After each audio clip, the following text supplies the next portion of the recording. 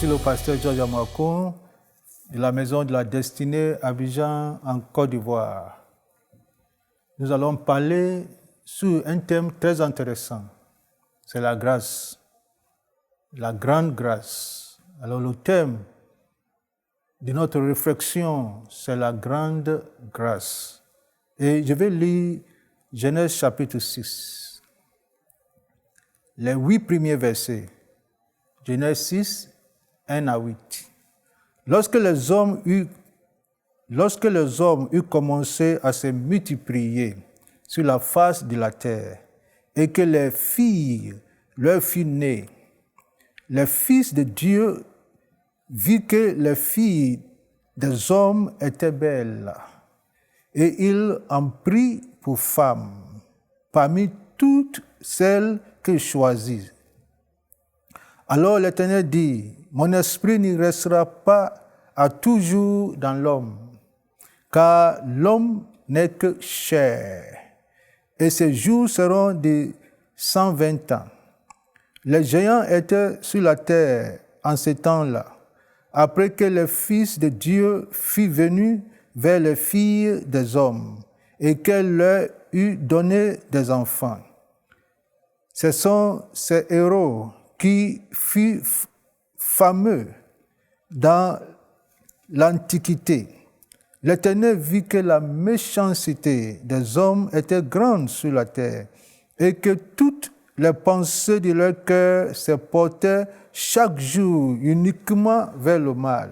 L'Éternel s'est repenti d'avoir fait l'homme sur la terre et il fut affligé en son cœur.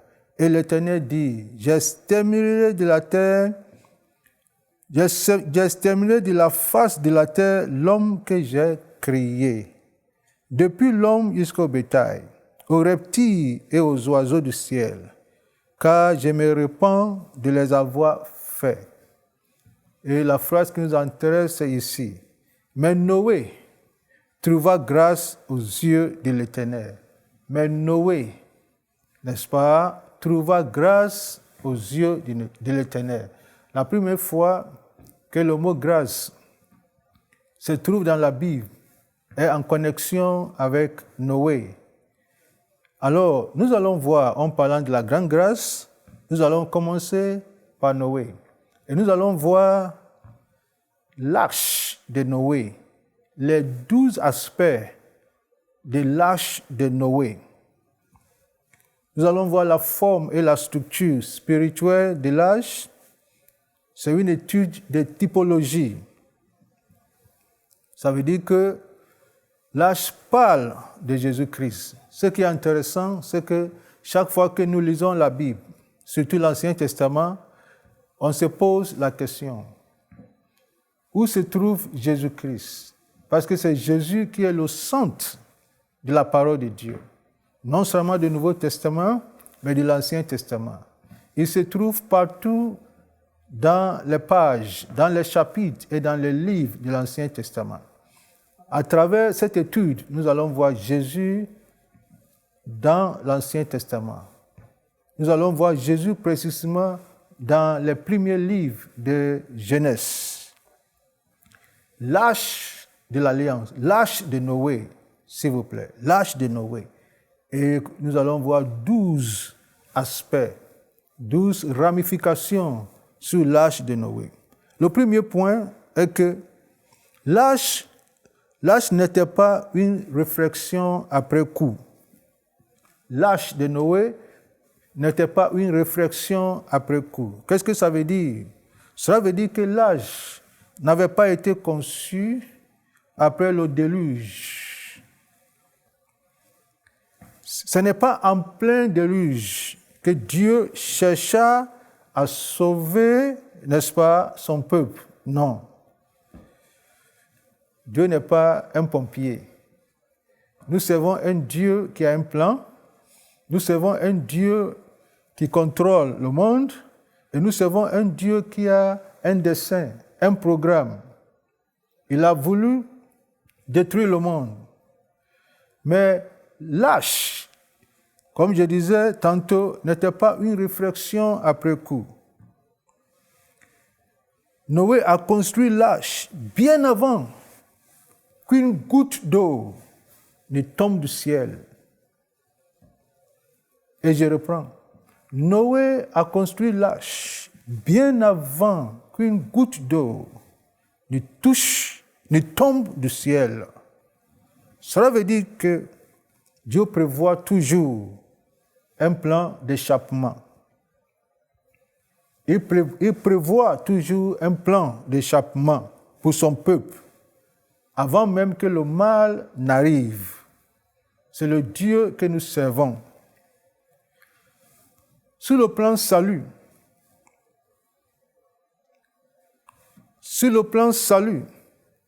nous voyons que le salut non plus n'était pas une réflexion après coup. La Bible nous dit, l'agneau a été immolé avant la fondation du monde. L'agneau a été immolé bien avant la fondation du monde. Alors, voici le premier point. L'arche n'était pas une réflexion après coup. Dieu n'a pas cherché à savoir. Dieu n'a pas cherché à agir ou bien à chercher à faire l'arche après le déluge. Non. Mais bien avant que le déluge ne vienne, l'arche était déjà là. Le deuxième point, l'arche était le seul endroit de refuge. L'arche était le seul endroit de refuge contre le jugement et la colère de Dieu. En cette période, pour échapper à la colère de Dieu, pour échapper au jugement de Dieu, il y avait un seul endroit, c'est dans l'arche. En dehors de l'arche, il n'y a pas de refuge.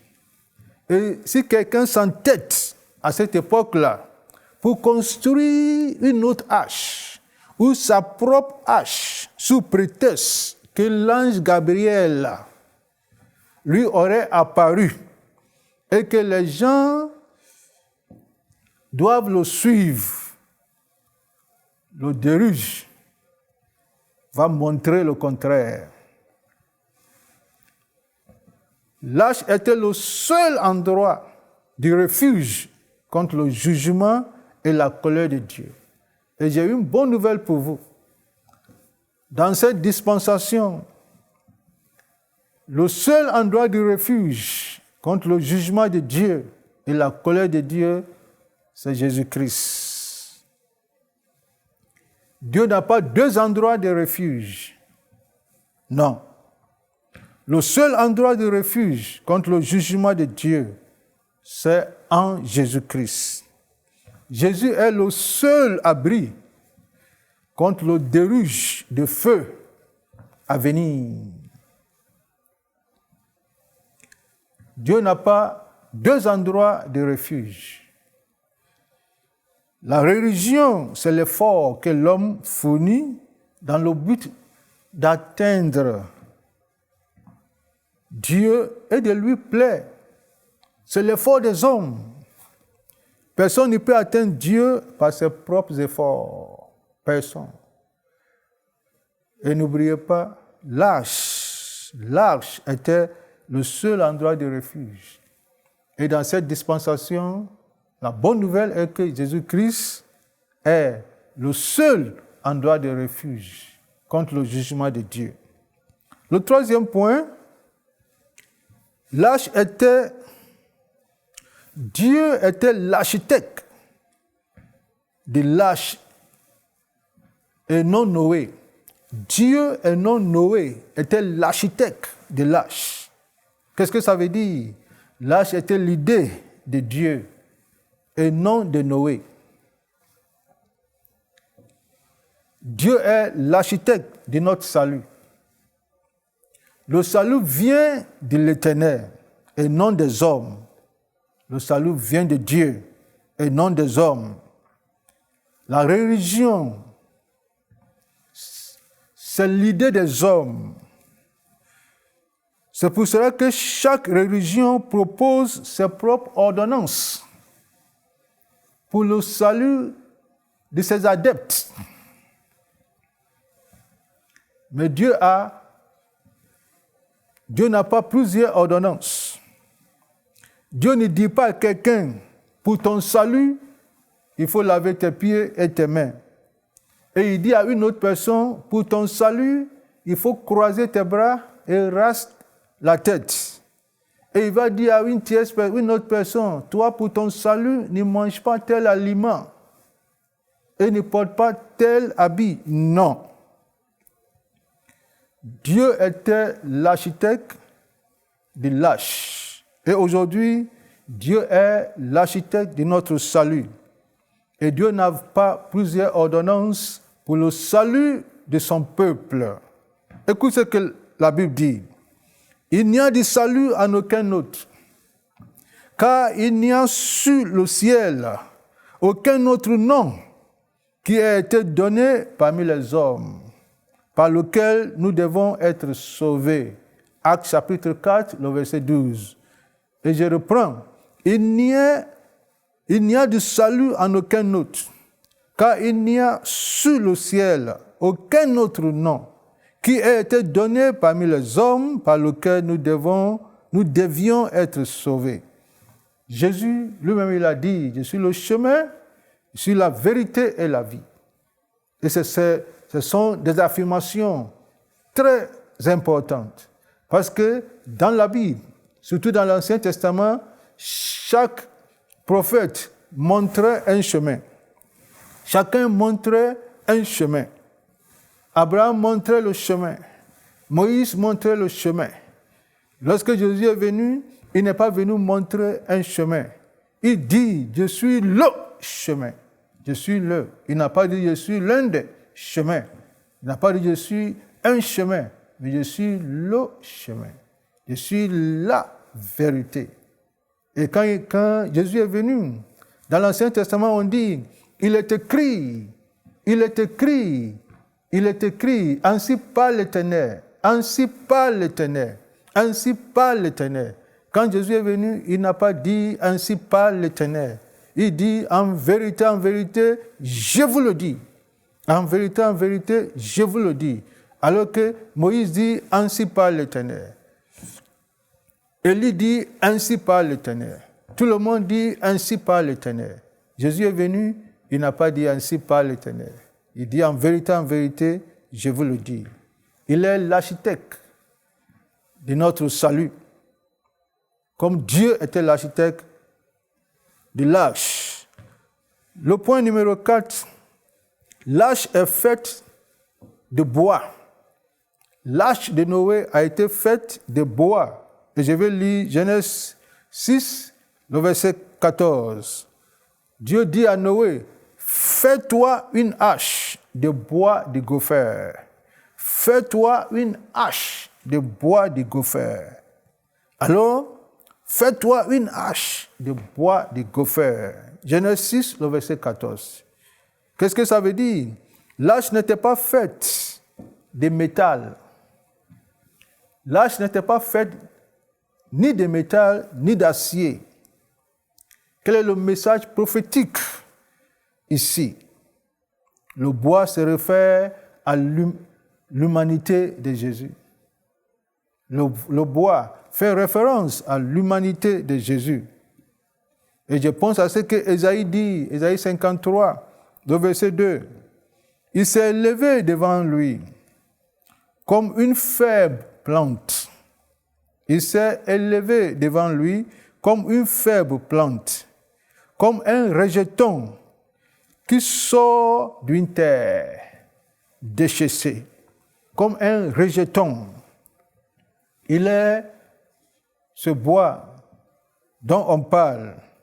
Et ce bois parle de l'humanité de Christ. Et lui-même, il a dit, c'est pourquoi Christ, entrant dans le monde, il dit, tu n'as voulu ni sacrifice, ni offrande, mais tu m'as formé un corps.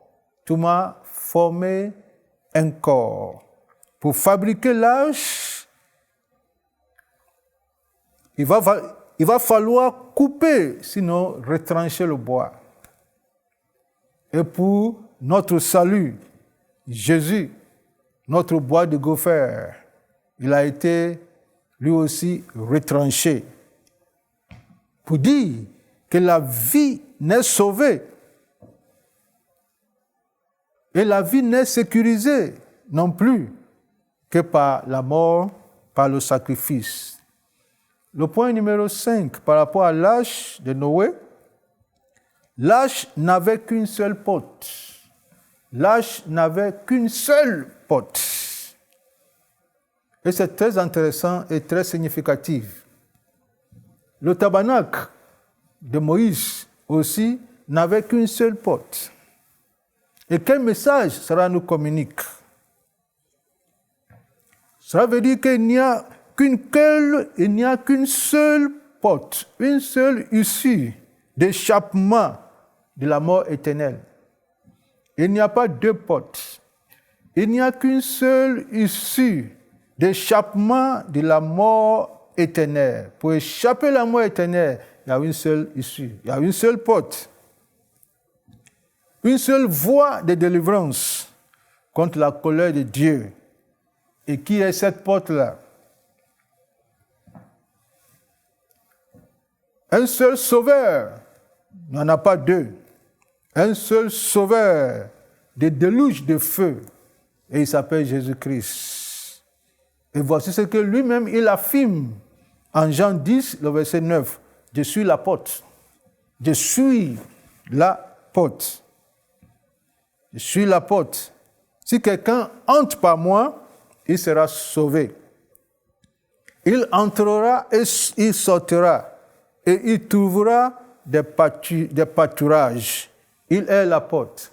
Ce n'est pas par accident et par hasard que Dieu dit à Moïse, à Noé, de faire une seule porte.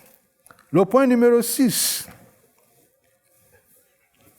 La porte était sur le côté de l'arche. Genèse 6, le verset 16. Dieu lui dit, tu feras à l'arche une fenêtre que tu réduiras à une coudée en eau. Tu établiras une porte sur le côté de l'arche. Tu établiras une porte, une seule porte, mais sur le côté de l'arche. Quel message cela nous communique, Excellence? Sera par du côté de Christ qui a été percé, n'est-ce pas, avec une lance. Sur la croix, comme vous le savez, en Jean chapitre 19, le verset 34, la Bible dit, mais un des soldats qui perçait le côté avec une lance, et aussitôt il sortit du sang et de l'eau. Dans son côté, la voie d'accès au cœur de Dieu est maintenant ouverte. Jésus est la porte. Et la porte était du côté de l'arche, le cœur de Dieu. Et grâce à Christ, et grâce à cette action prophétique que ce militaire va faire, la voie d'accès au cœur de Dieu s'ouvre. Point numéro 7. Il y avait une invitation glorieuse. Quand Noé a fini l'arche, Dieu va inviter les hommes à rentrer dans cette arche. Genèse 7, le verset 1. L'Éternel dit à Noé, entre dans l'arche, toi et toute ta maison, car je t'ai vu juste devant moi parmi cette génération. Entre dans l'arche. J'aime la version anglaise de King James. Voici ce que la version anglaise dit. Ou bien la version anglaise le rend ceci. Viens. Au lieu de entrer en français, la version anglaise dit venir. Viens dans l'arche. Et c'est intéressant. le verbe venir. Et ici aussi, c'est la première fois le mot vient, ou le verbe venir est mentionné dans la Bible. On parle de grande grâce. Et je disais tantôt que c'était la première fois que le mot grâce est utilisé. Et la première fois le mot grâce est utilisé est en connexion avec Noé. C'est à cause de ça, en parlant de la grande grâce, nous avons voulu vous montrer l'âge pour démontrer la grâce de Dieu. Et la première fois, le verbe venir ou le mot vient est mentionné aussi, c'est en Genèse 7, où Dieu invite, ou du moins la grâce invite les hommes à rentrer dans l'âge. Dieu invite les hommes. Dieu n'a pas dit à Noé, va dans l'âge. Mais Dieu lui dit, viens dans l'âge. C'est une invitation divine. C'est une invitation au salut. C'est une invitation au salut. Dieu n'a pas dit, comme je disais, va dans l'âge. Il dit plutôt, viens. Si Dieu dit viens, cela sous-entend. Si Dieu dit viens, cela sous-entend que Dieu lui-même était dans l'âge. Alors Dieu dit à l'homme, viens. Si Dieu disait à Noé, va, cela sous-entend que Dieu n'était pas dans l'âge. Mais Dieu dit, viens. Ça veut dire qu'il était dans l'âge. Dieu était déjà dans l'âge, attendant Noé et sa famille. Aujourd'hui, Dieu t'attend. Dieu t'attend. Dieu veut que toi aussi, tu viennes. Dieu veut que tu viennes. Dieu veut que tu rentres dans l'âge. Et dans cette dispensation de la grâce de Dieu, l'âge dont nous parlons, c'est Jésus-Christ. C'est Jésus qui est notre âge. Et écoute ce que Jésus lui-même a dit. Venez à moi, vous qui êtes fatigués et chargés. Venez à moi. Comme Dieu a lancé cet appel à Noé, viens. Aujourd'hui, Jésus lance cet appel. Venez à moi, vous tous qui êtes fatigués et chargés, et je vous donnerai du repos. Et nous voyons que l'invitation avait double volet. D'abord, c'est une invitation personnelle. Dieu dit à Moïse, et Dieu dit à Noé, viens dans l'âge, toi. Viens dans l'âge, toi. Et c'est aussi une invitation générale. Dieu lui dit, viens dans l'âge, toi et ta famille. Viens dans l'âge, toi et ta famille. C'est très important. Et quand on vient dans le Nouveau Testament, le message est clair. L'apôtre Paul dira, crois au Seigneur Jésus-Christ. Tu seras sauvé, toi, n'est-ce pas, et ta famille. Dieu ne veut pas que toi seul tu sois sauvé. Il veut qu'au travers de toi, ta famille, ton entourage soit sauvé. Et c'est à cause de ça, en ce mois-là, à travers l'Internet, à travers la télévision, que tout le monde entier soit sauvé. Dieu dit, viens. C'est à nous de venir. C'est à nous de venir. Mais ce qui est important encore, que cette invitation glorieuse est aussi pour toi. C'est aussi pour toi aujourd'hui. Cette invitation glorieuse est pour toi. Dieu te parle personnellement. Hier, c'était à Moïse. C'était à Noé, pardon. Aujourd'hui, Dieu te parle personnellement. Il dit, viens, viens, venez à moi, vous qui êtes fatigués et chargés. Tu es sous ton lit, tu es en prison, tu es à l'hôpital. Jésus t'appelle. Viens, viens, viens à moi. Il n'a pas dit d'aller quelque part. Il dit, venez à moi. Il est notre repos. Le point numéro 8 par rapport à l'âge de Noé est que c'est Dieu qui ferma la porte C'est Dieu qui ferma la porte. Genèse 7, le verset 16. La Bible dit, il entra, mâle et femelle, de toute chair, comme Dieu l'avait ordonné à Noé. Puis, l'Éternel ferma la porte sous lui. Dieu dit, venez. Dieu dit à Noé, viens, toi et ta famille. Noé est rentré, lui et sa famille. Et la Bible dit, et l'Éternel ferma la porte. Qu'est-ce que ça veut dire?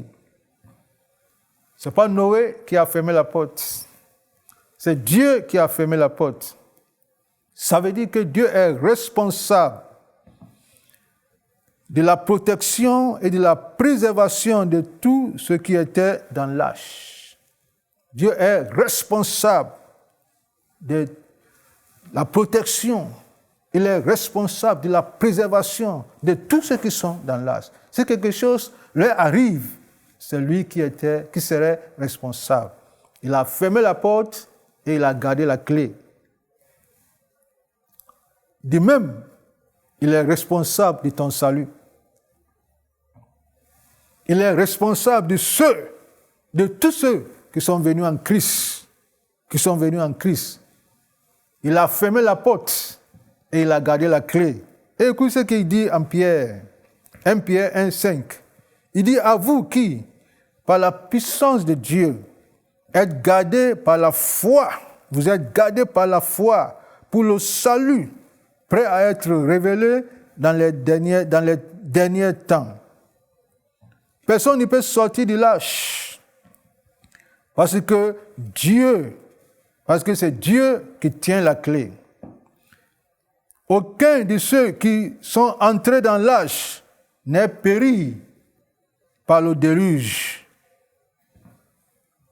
Et la bonne nouvelle est que si tu viens en Christ, c'est la même chose. Pour finir, je vais te défier. Il y a une seule porte, il y a un seul sauveur, un seul rédempteur entre Dieu et les hommes, et c'est Jésus-Christ. Dieu dit, viens, toi aussi viens. Viens, il t'appelle aujourd'hui. Ça n'a rien à voir avec une religion. Viens. Et si tu viens, tu seras sauvé, toi et ta famille. Que le Seigneur te bénisse. Amen. Cette émission est rendue possible grâce au précieux soutien des partenaires d'Enseigne-moi Canal International.